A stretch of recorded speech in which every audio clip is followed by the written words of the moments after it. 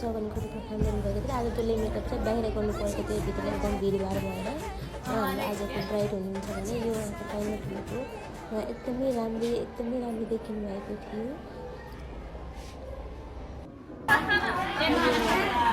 पछिको दुला पछिको वेलकम गर्न बस्नुभएको थियो। हामी एकदमै भोक लाग्यो, हामी खाना खान लाग्यो। आइसकेपछि जन्ती लाग्नुभएको थियो।